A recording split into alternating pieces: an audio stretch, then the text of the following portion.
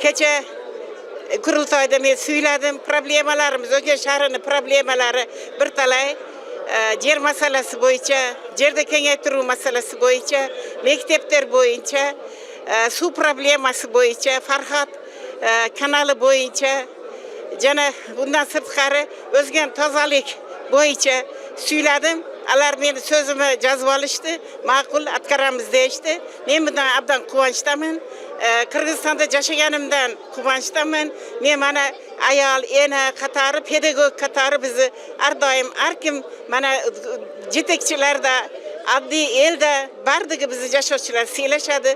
Bunda men abdan kuvançtaman. Çok rahmet. Men Баткен обласына караштуу Кадымжай районунун Айдаркен шаарынан келдим. Айдаркенде бизде 750 окуучуга ылайыкталган мектепте учурда 2000ге жакын окуучу окутат. Ошого бизге эң негизги мектептин проблемасы бизге кошумча имарат керек.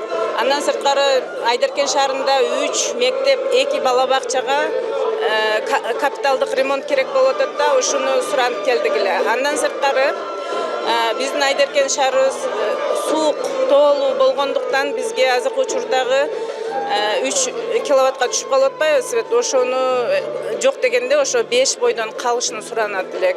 Андан сырткары бизде Сүлүңкүр деген үңкүрүбүз бар. Ошону тоонун жакшынакай жерде кооз, ошону баягы Сулайман тоодой кылып бир элдер эс ала турган жай кылып беришин, ошону суранып келдик эле. Жалал Абад областынын Сузак районунун Кожоаңыз шаарынан келген делегатмын. Мен айта турганым, Кожоаңыз шаарында СССР убагында өтө кыралган шаарлардын бири болчу. Азыркы учурда ошонун эми жакшы иштер жүрүп атат, бирок бир аз кыйналып тургандай. Ошого биздин 12 миң жашоочулары бар.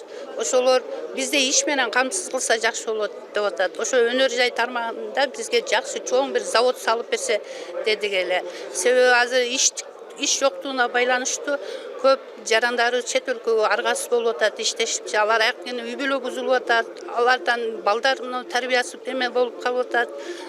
Тест дарысы тийгизип атат да, ошол өнөр жай биздин шаарда болгондо алар ал жакка барбай эле жакшы иштеп турмушун жашамак. Анан да бир карынын ырысы бар дегендей, мына батыр энелерибизди колдоп компенсация төлөп берген айына 1000 сомдон ошону бир 10 миңге чыгарып койсо деген үмүтүм бар.